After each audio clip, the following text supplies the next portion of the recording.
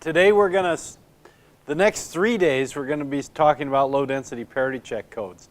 Now I noticed the notes that you have, okay, you'll see in the slides some of the material is written in by hand. That's because the notes were prepared by David Mitchell, who was a former postdoc of mine, and he taught this class recently, a class in coding theory recently at his university, which is New Mexico State, and he used, based on the notes that I used to use for teaching coding at Notre Dame. So he has kind of the most recent version of these notes, but his style was to leave some things off of the notes and have the students fill them in on their handouts. And I said I didn't really, and he would do the work on the blackboard, and then the students would fill in the blank spaces on the notes.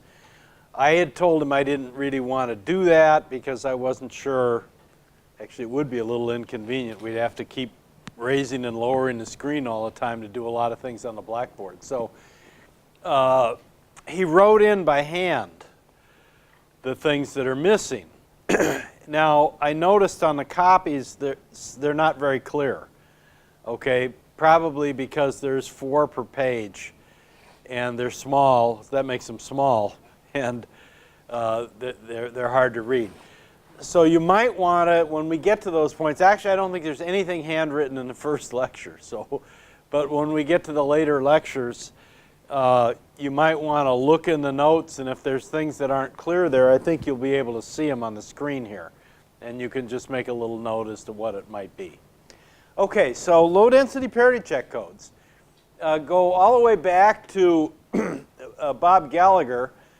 Actually, I'm a little, I think it was earlier than this. I think 60, yeah. 63 was when his PhD thesis was published. They used to do these at MIT. They had a series of, in the 50s and 60s, everybody that did a thesis on coding or information theory or digital communications, they published it in a book, a hardback book, and they had a whole series of these. And this is the year the book came out. But he actually did the work. I think he got his PhD in 1960. Now, why have LDPC codes just become popular in recent years? Well, they were basically ignored. They were known not to have good minimum distances. Okay, their minimum distances were poor compared to other codes that could be constructed algebraically. For example, BCH codes or something like that could guarantee or Reed-Muller codes. I don't think we talked about BCH codes, but we talked about Reed-Muller codes, I think. We're known to have larger minimum distances, so the focus of a lot of coding theory people was on improving, getting as large a minimum distance as possible. That's because you get this guaranteed error correcting capability. And as I mentioned, I mean, that's fine. Large minimum distance is important, but it's important mainly at the higher signal-to-noise ratio regime where you're looking for very low error probabilities. As I think I've mentioned once or twice, if your required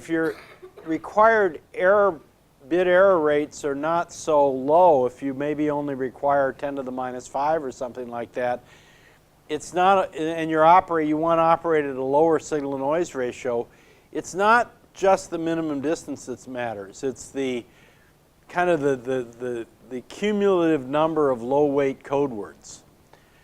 And the low-density parity check codes have a very nice, even though they don't have a large minimum distance, they have a very nice distribution of code word weights. So there are not so many low-weight code words. And codes with larger minimum distance have more low-weight code words, even though their minimum may be higher. So this makes codes like low-density parity check codes and turbo codes also, their construction is more from the viewpoint of random coding, it makes them better for these low signal noise ratio applications than some of the algebraically constructed codes that people were focusing on back in the 60s. So for that reason, the other was one of the reasons. The other reason was they required an iterative soft decision decoding algorithm to get good performance. And in those days, that was felt to be impractical. Okay. Nowadays, of course, it's not. So that's another part of the reason that people are more interested in these kinds of codes now. So the key features are a large parity check matrix. That just, so this was a method of constructing big codes. A lot of the algebraic codes that were designed focused on more medium lengths. If they were too large, they became too complex. So this was a way of producing large codes from the point of view of the parity check matrix, not from the point of view of the generator matrix. And the parity check matrix was sparse, which means it simply has a low density of ones, mostly zeros in the H matrix. Why is that important? Well, because in implementing decoders, every one in the parity check matrix corresponds to an operation that you have to do. So if you have a small number of ones, you have a small number of operations, and you have a lower decoding complexity. Okay, and that was Gallagher's viewpoint going into this work, was try to design codes which we can make big codes, because he knew that, according to Shannon, if you have large block lengths, you can get very low error probabilities. So he wanted to make codes with large block lengths, but which were easy to decode, not as difficult to decode as some of the algebraically constructed codes. So another key feature is which came around after Gallagher's work, was due to Tanner, a graphical representation of these codes, which really gives a nice visualization of what's going on. And then this soft in, soft out message passing, iterative message passing decoding. So soft in just means you take soft demodulator decisions, not hard decisions. Although you can, I mean, we'll give an example here with hard decisions actually, but most of the time with LDPCs, it's easy to use the soft decisions, and those are the decoding algorithms that work the best. So when we say soft in, soft out, I mean, why do we say soft out? Well, because I mean, normally with a decoder, even if you have soft decisions coming in, what you want to put out is an estimated code word, which is a sequence of bits. So why do I say soft out here? Well, because the decoding algorithm is iterative. So when you go through one iteration of the decoding algorithm, you're not finished. So what you save and use in the next iteration is still soft information.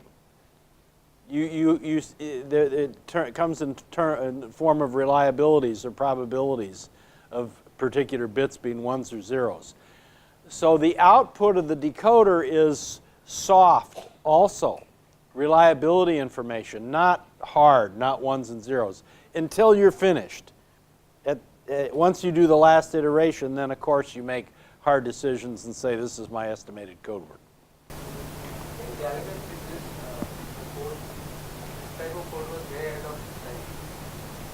It was ahead of its time, yeah. Well, like I said, I think his motivation was to try to design large codes, because I mean, at that time there wasn't much in the way of codes that had been designed, and they were, the BCH codes and Reed-Solomon codes were coming in at just about the same time, and they were very block lengths in the hundreds. He wanted to design codes with block lengths in the thousands, say. And any of those methods would be too complex. So he decided, remember we said that the parity check matrix is more related to decoding. It's how you calculate the syndrome and these kind of things. So he wanted to think from the point of view of decoding, how he could build big codes, and how they could be, he could keep the decoding complexity low, and that's where he came up with the sparsity idea. I think that's kind of the thought process that he went through. So this is just kind of a big picture. Actually, I'll use this a lot in my talk this coming Wednesday at the Shannon Day. So this is Shannon's capacity bound. This is bandwidth efficiency here, which is basically rate. Okay, I've normalized it here to number of information bits per two-dimensional signal. So I'm thinking of something like a QPSK modulation here. And this is power efficiency, signal-to-noise ratio, EB over N0 on the additive white Gaussian noise channel in decibels. And if you plot Shannon's bound, this is his bound for the additive white Gaussian noise channel, W log of bandwidth log of 1 plus the SNR. You get this curve, and what Shannon says is that anything in this region is possible. Otherwise, you can operate at a rate and a power efficiency anywhere over here, and you should be able to design codes for which the error probability can be made to go to 0 if you make your code long enough. However, you can't operate reliably in this region. Okay, so what we try to do is find codes which get as close to this line as possible, depending on the particular rate that we want to use. Now here's a few kind of popular codes that developed over the years. Very early on, Golay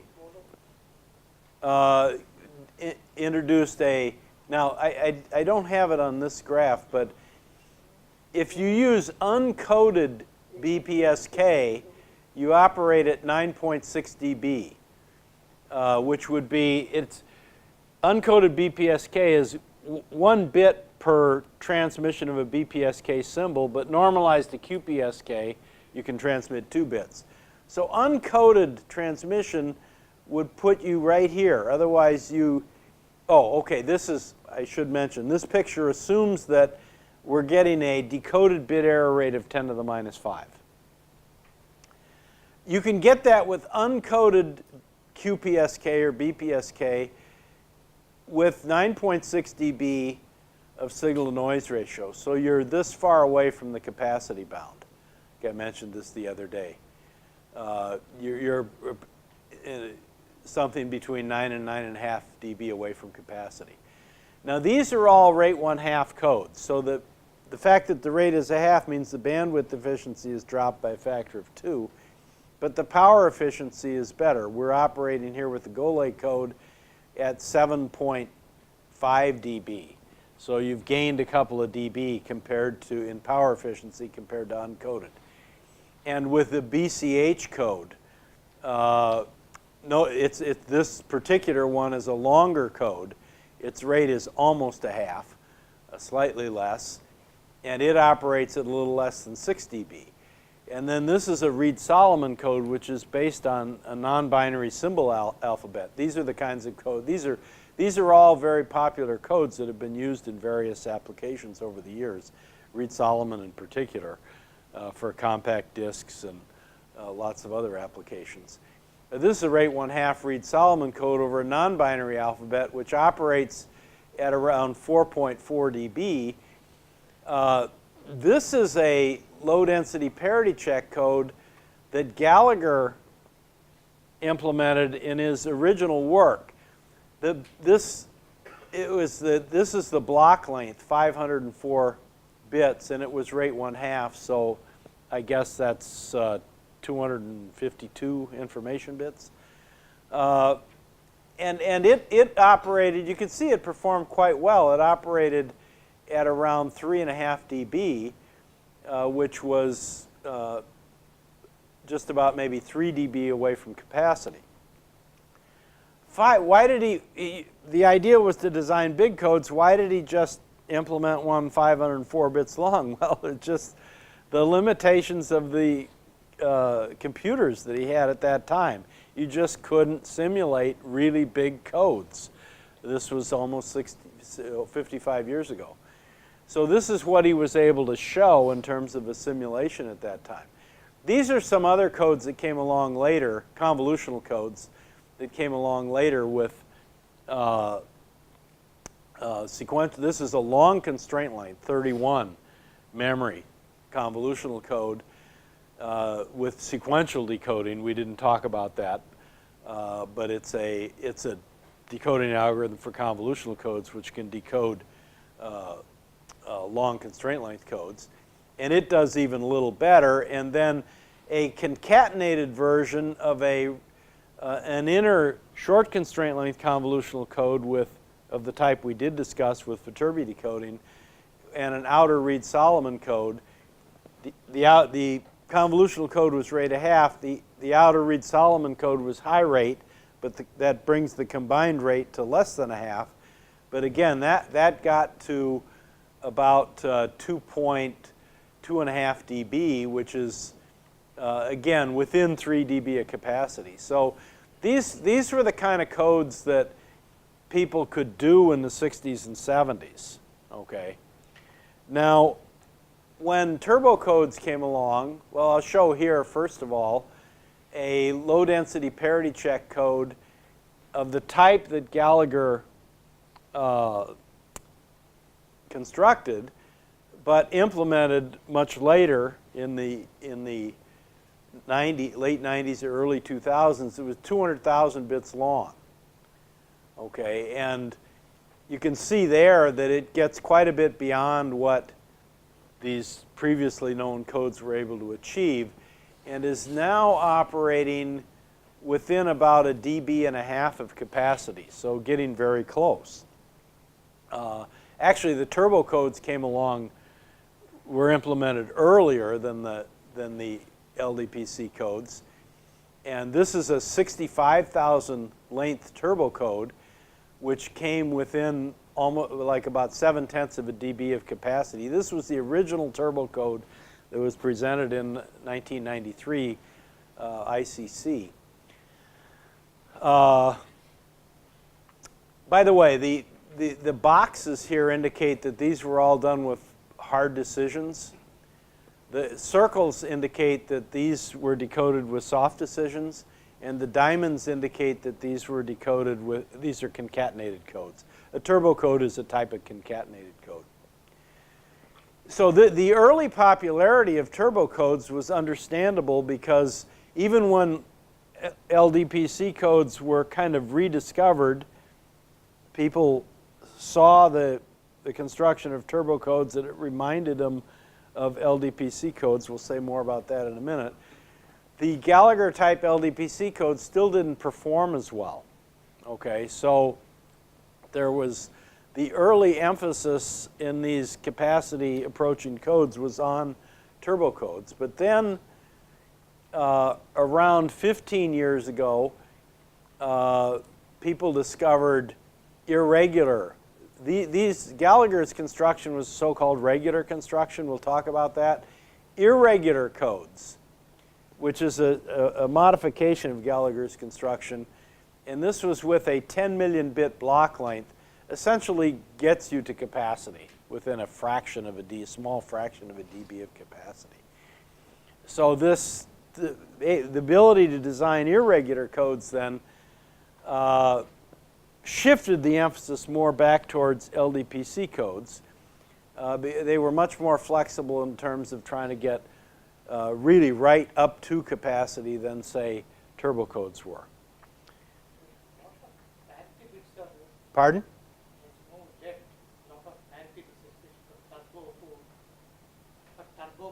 Yeah. That was the block length. Yeah. What is that, 18? That's the number of iterations. I mean, so it's the number of iterations of decoding. There's terminology in here that I'm not going to talk about today. I'll mention that maybe on Wednesday.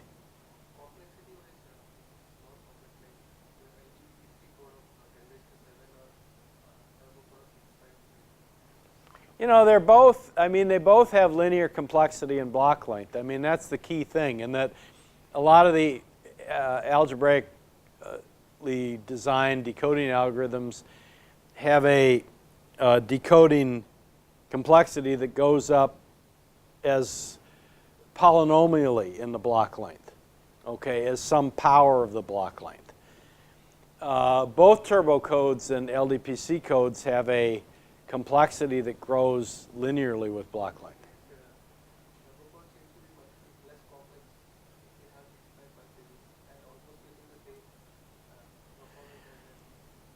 Yeah, well, I mean, if you, the thing is, if you go higher, longer in length, if you go up to 10 million with the turbo code, you won't get here, okay, because the turbo code doesn't have a so-called iterative decoding threshold that is as good as these irregular LDPC codes.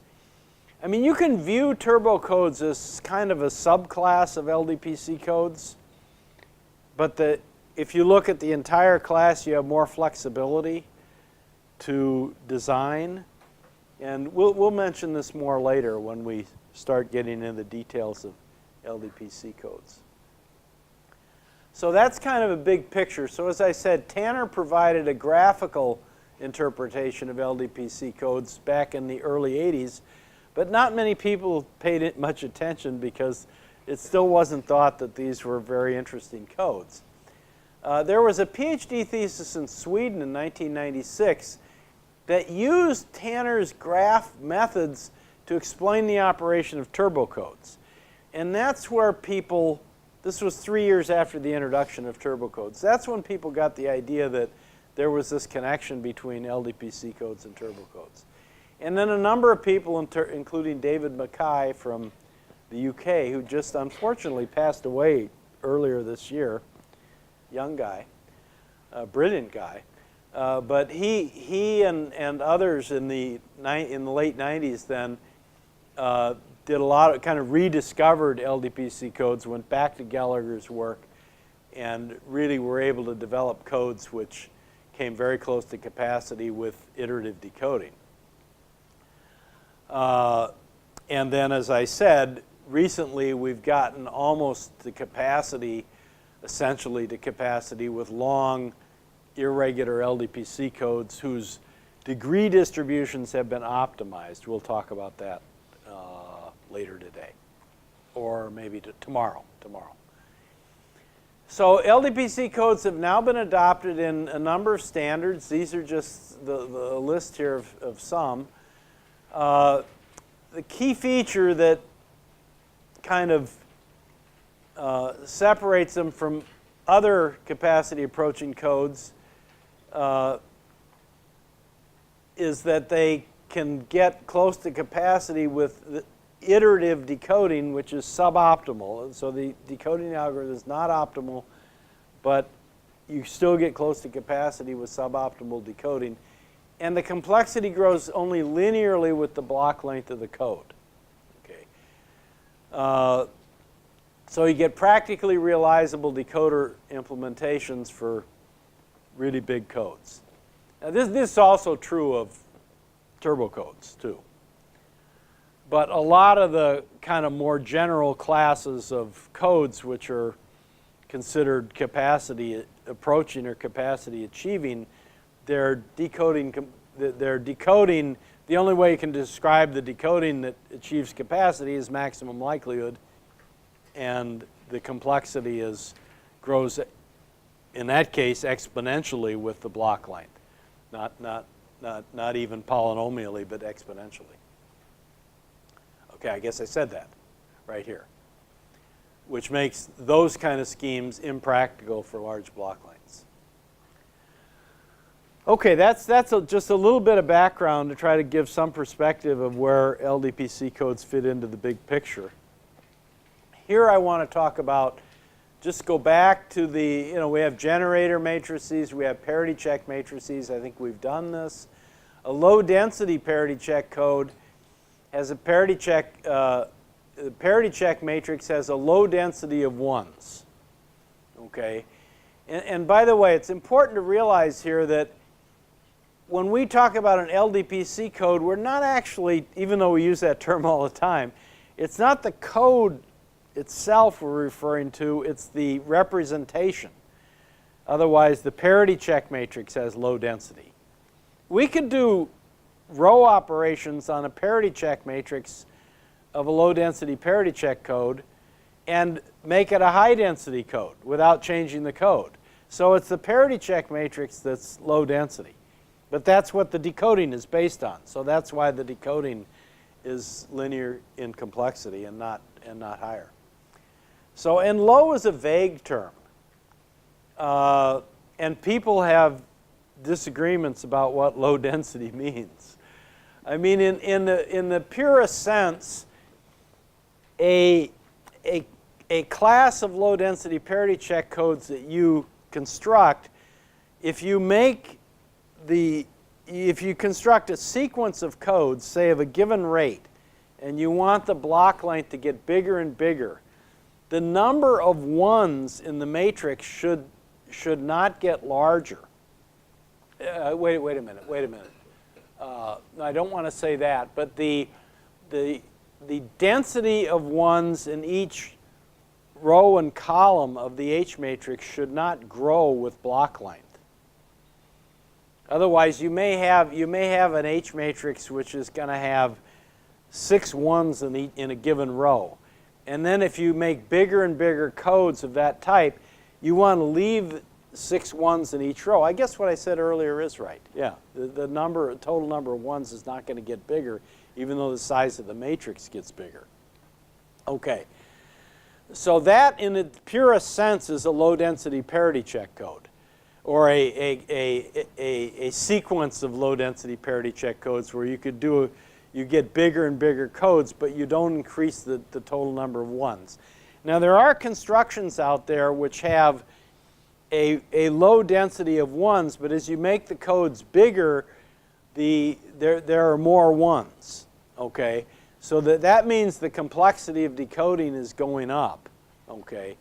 So it's not quite the same thing.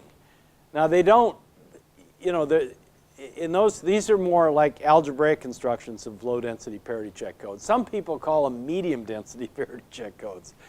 It's not that they're like a standard parity check code, which you might have 50% ones and 50% zeros. They still are sparse. But as the block length gets bigger, they have more and more ones, okay?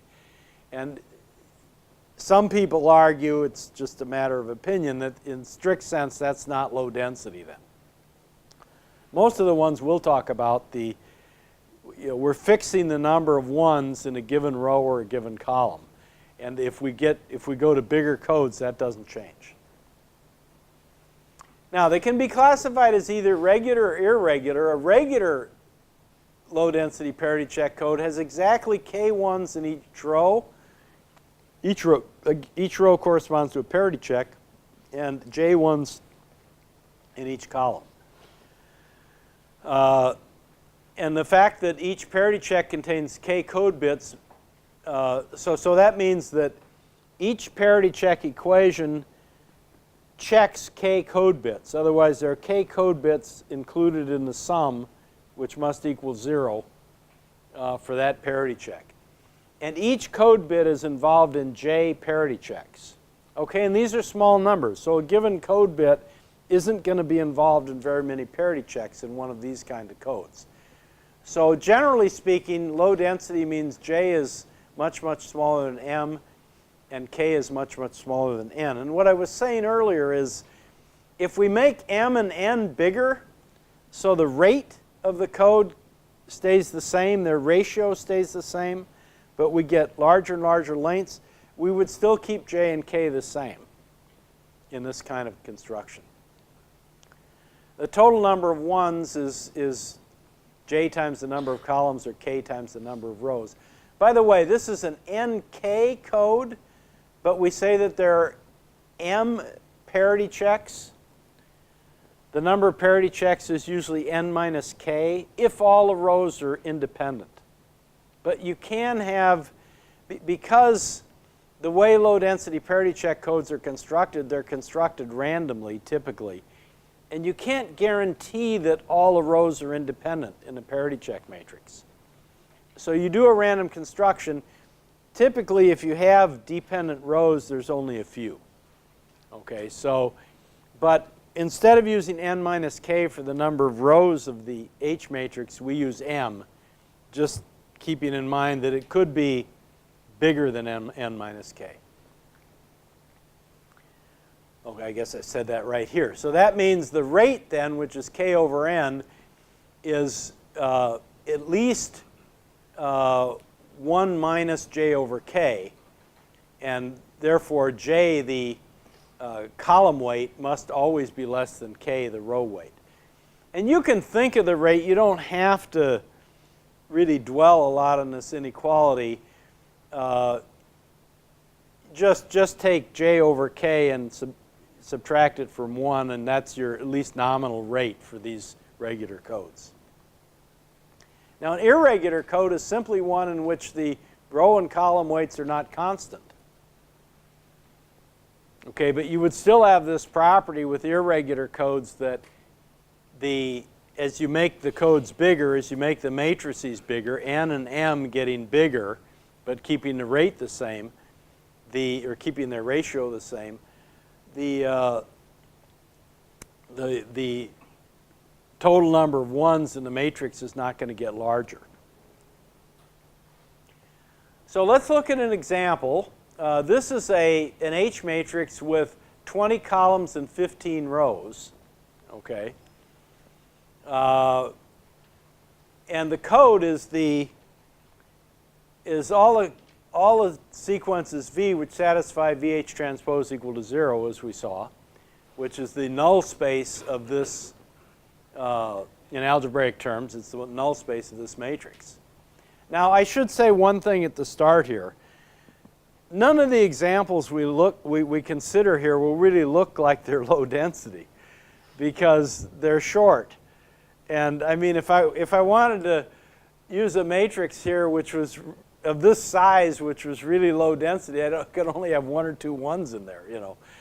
But just because we're considering small block lengths to be able to show them on the slide, I mean, technically this is not a low density matrix. But you can think of H as maybe, instead of being 15 by 20, make it 1500 by 2000, and still have the same number of ones in each column and the same number of ones in each row, and then it's really sparse. Okay. So the column weight here is 3. There's 3 ones in each column, and the row weight is 4. There's 4 ones in each row. Yeah, 4, okay. And so the rate is 1 minus 3/4 or 1/4, unless there are redundant rows, in which case the rate would be slightly larger than 1/4. And again, if j and k are not constant, then we have an irregular code. Now, we said that the contribution of Tanner, you don't really have to look at graphs at all to understand low-density parity check codes. And actually, you don't have to look at matrices. You can do it. They're equivalent, parallel ways of looking at the design and construction of these codes. One way from the matrix, one way from the graph. But I think the viewpoint they complement each other. So a bipartite graph is one in which the nodes can be partitioned into 2 classes. In our case, there'll be code bits and check bits. And no edge can connect 2 nodes from the same class. So the edges in the graph always connect a node from one class to a node from the other class. And a Tanner graph for an LDPC code is a bipartite graph. The first class of nodes, there's 1 node for each of the n bits in the code word. These are called bit nodes or variable nodes. We call them variables because these are the things we're trying to estimate. This is what we're trying to decode, is what the values of V are. Oops. And in the second class of nodes, there's 1 node assigned to each of the M parity checks. And these are called check nodes or constraint nodes because or function nodes. The parity checks are a constraint on the code design. Otherwise, the bits of a code word have to satisfy certain parity checks. So they're constrained by the parity check. And an edge connects a variable node to a check node in the graph if and only if that bit in the parity check matrix is a 1.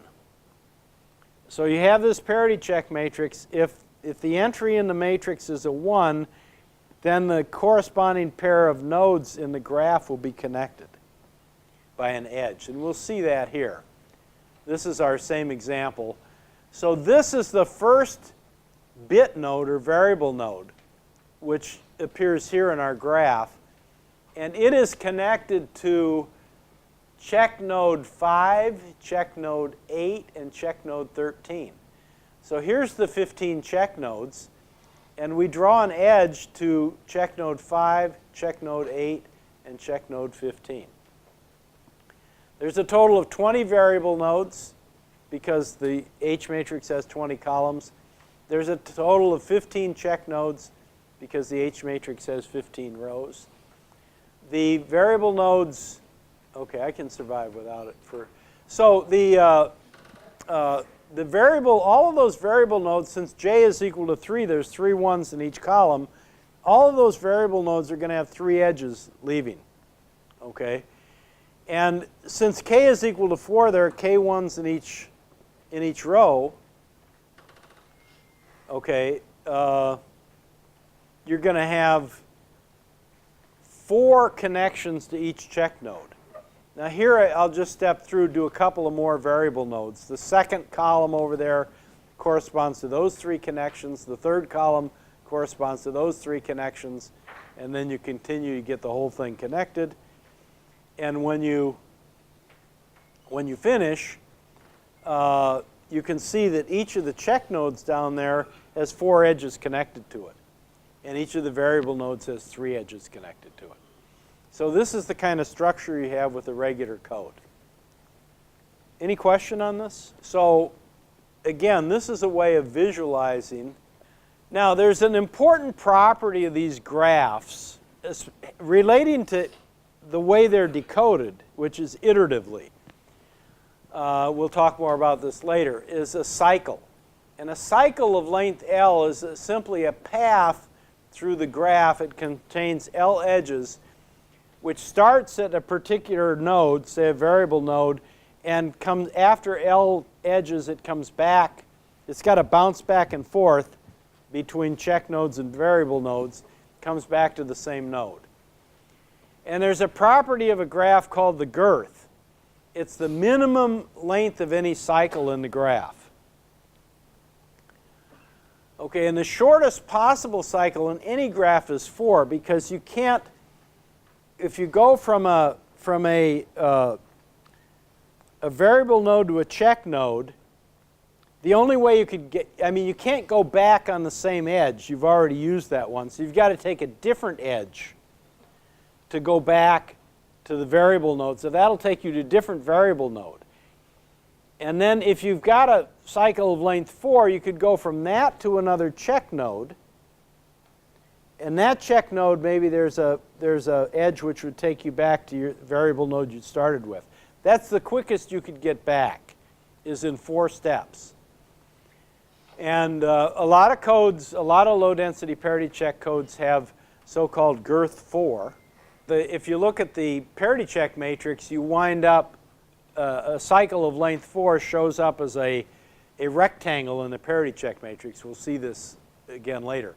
Short cycles are generally considered to be bad because, we'll talk about this more later, you don't get, in the short cycles, you have correlation, you're doing iterative decoding. So as you go from one iteration to another, you build up correlation between the messages that you're passing. So you build up correlation, and this hurts the performance of the decoder. What you'd like to do when you iterate, as you go through iterations, is keep bringing in new information to help you make better estimates of the bits. But if you have too much correlation, then you're not bringing in new information, and the algorithm kind of dies. So in general, short cycles, you'd like to avoid them if you can in the design of a low-density parity check code. So here's an example. A rectangle of 1s correspond to this cycle of length 4. And if you've got any cycles of length 4, then you've got girth 4. That's the smallest cycle. Here's what a cycle of length 6 would look like in a parity check matrix. Okay, and it's these 6 connections here correspond to these 6 edges. Okay, so you start here, come down here, here, here, back here, and over here. So that's a cycle of length 6. And if you can design, one of the things that people who design low density parity check codes do typically is to try to avoid cycles of length 4. So try to design their graph so that the girth is at least 6. Okay, and that cuts down on the correlation as you go through the iterations. Now, what is this iterative message passing decoding? Any question on this before I, yeah? Is there no possibility to make a graph which has no cycles? Not a finite length graph. I mean, in principle, you could do it with an infinite length graph. And we use that concept to analyze the so-called iterative decoding thresholds of low-density codes using something called density evolution. And that assumes that you've got an infinite length graph with no cycles. But in finite length graph, you're going to have to have some cycles. Yeah. So these are called message passing algorithms. Basically, they wind up passing messages back and forth between nodes in the graph.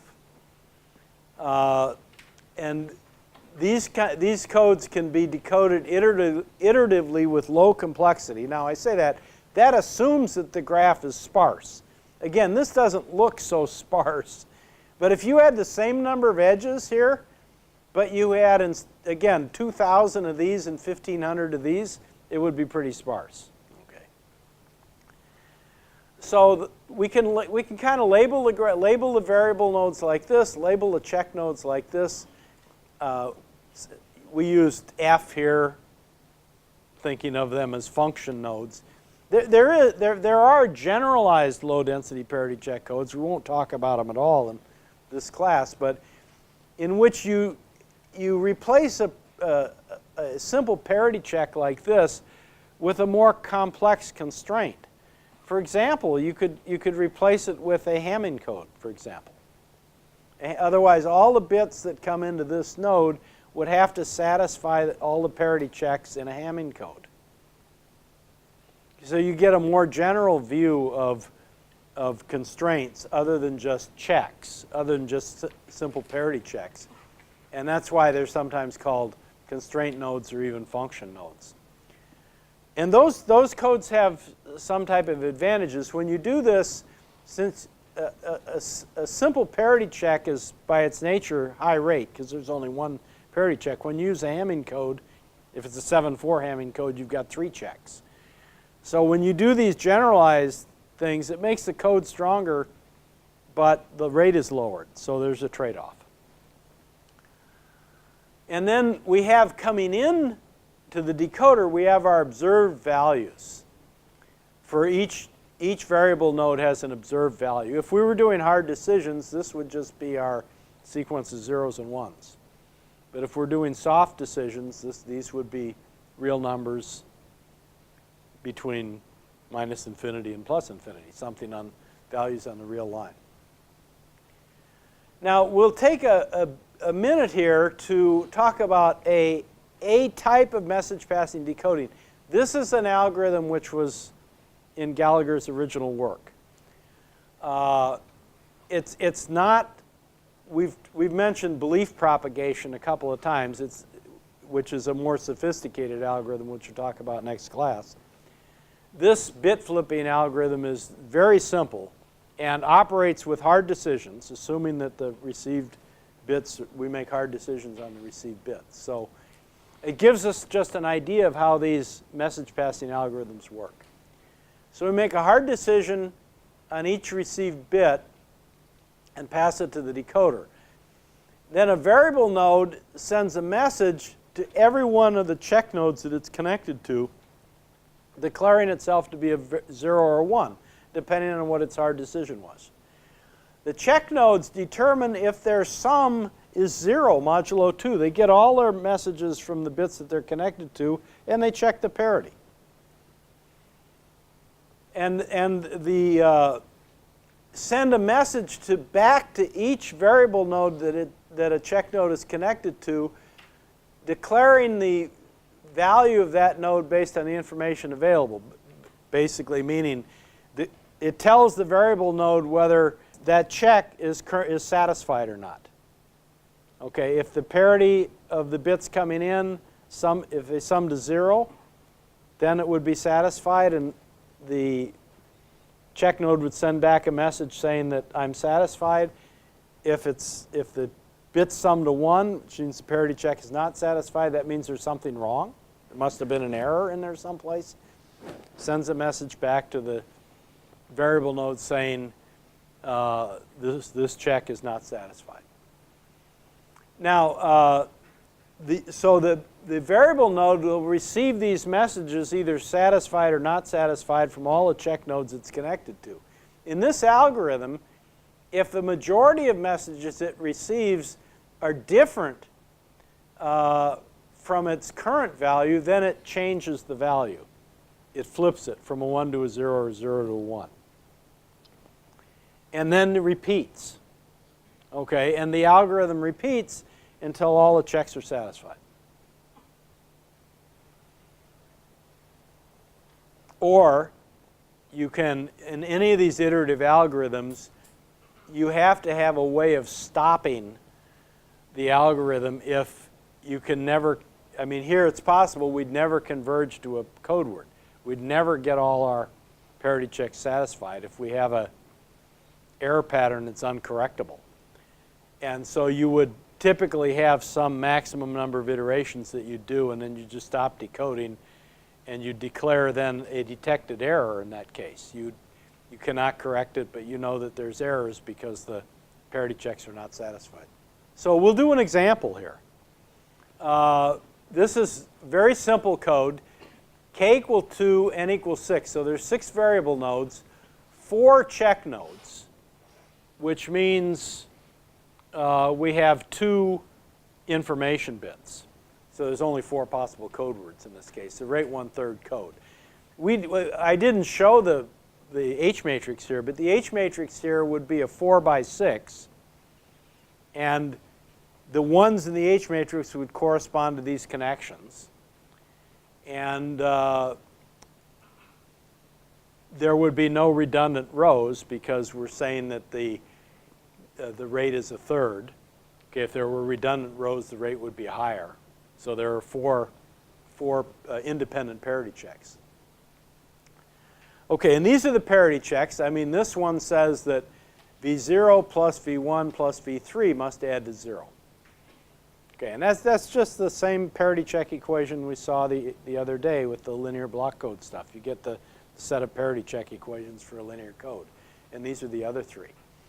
So let's say that this was transmitted and this was received, which is just got a bit error in position 1.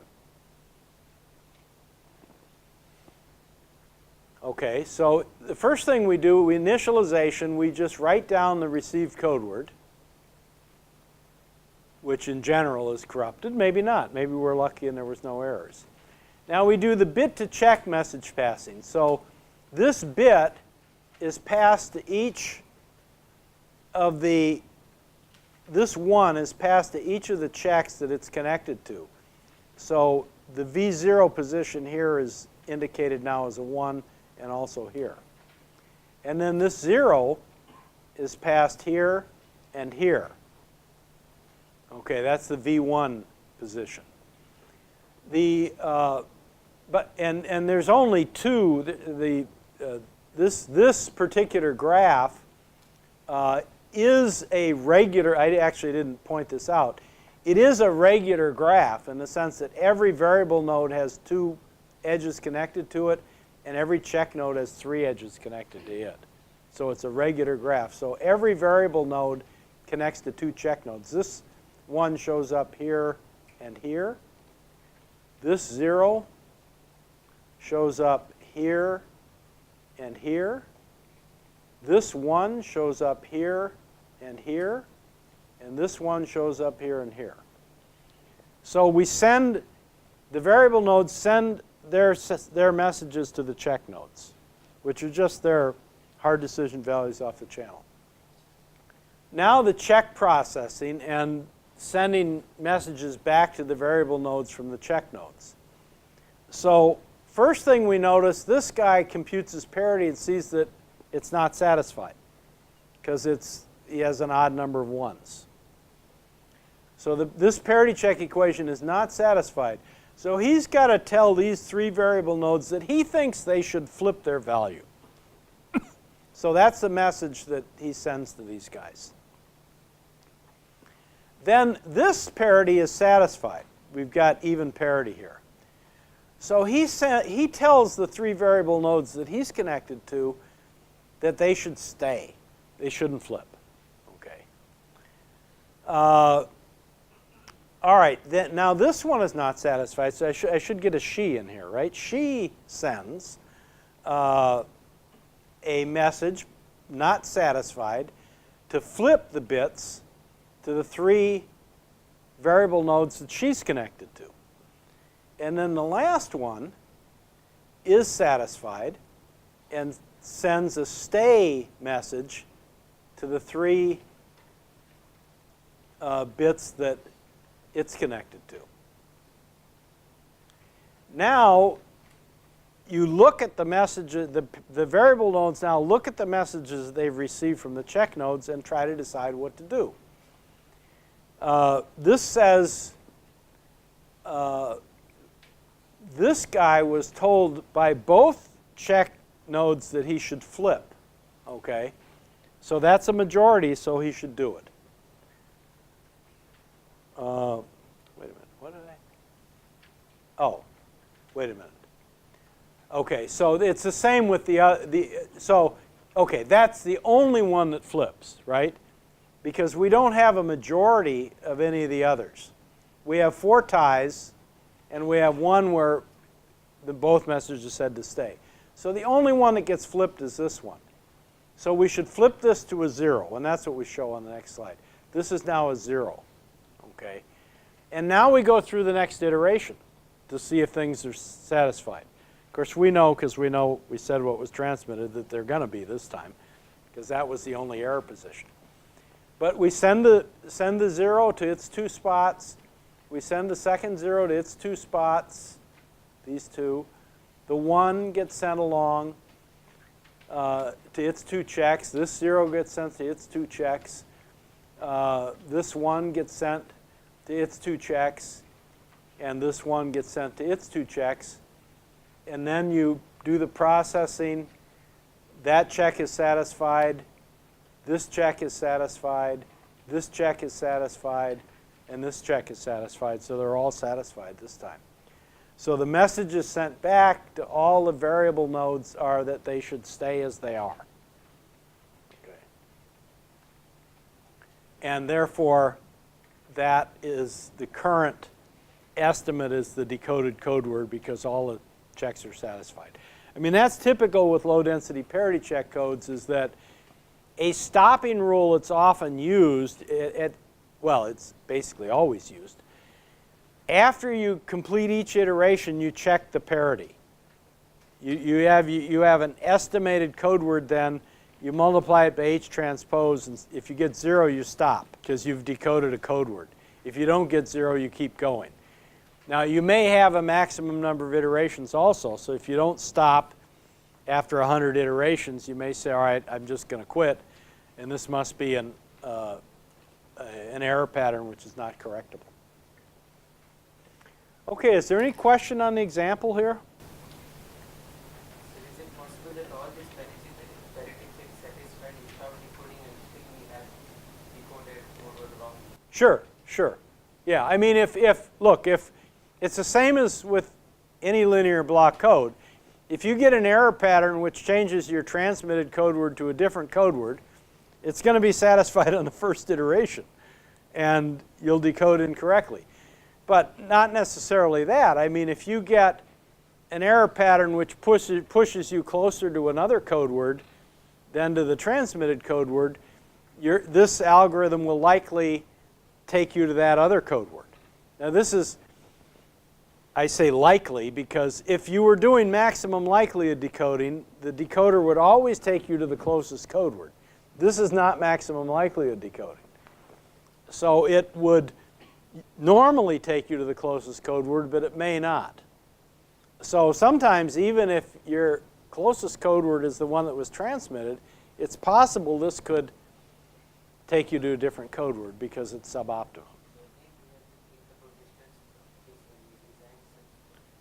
Yeah, now, yeah, and we'll get to that. Sure, you're going to want large distance, or maybe more precisely, you're going to want codes which have, if you're going to use this algorithm, for example, you would want codes for which you're guaranteed to correct a certain number of errors with this algorithm. So there are papers that have been written on algorithms like this, and what's the guaranteed, how many errors are you guaranteed to be able to correct with a low density parity check code that is decoded using this particular algorithm. Yeah.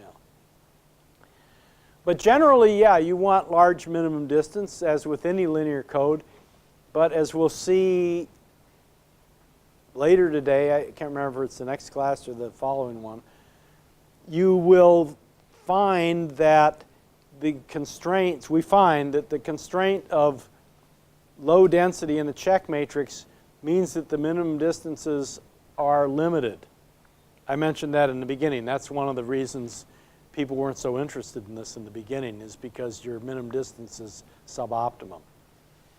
But again, as I mentioned, particularly for operation at low signal to noise ratios, that's not the whole picture. And these codes have weight distribution properties which are very nice for operation at low signal to noise ratios. Pardon? Girth and minimum distance. Yeah, there is. Tanner developed a relationship between girth and minimum distance. There's also, it's either next class or the one after. Gallagher's original work, he was able to develop lower bounds on the minimum distance of these codes, the regular LDPC codes. If you know J and K, the two density parameters, then you know that codes exist with a certain minimum distance. That's more of a average bounding technique, otherwise saying within the ensemble of all JK regular codes, there will be codes with minimum distance at least this much. The thing that Tanner did is, you have a particular code with a particular girth, and that guarantees a certain distance. That I didn't put that in these particular set of slides, but that's covered in some books, I think. Yeah. Any other questions at this point?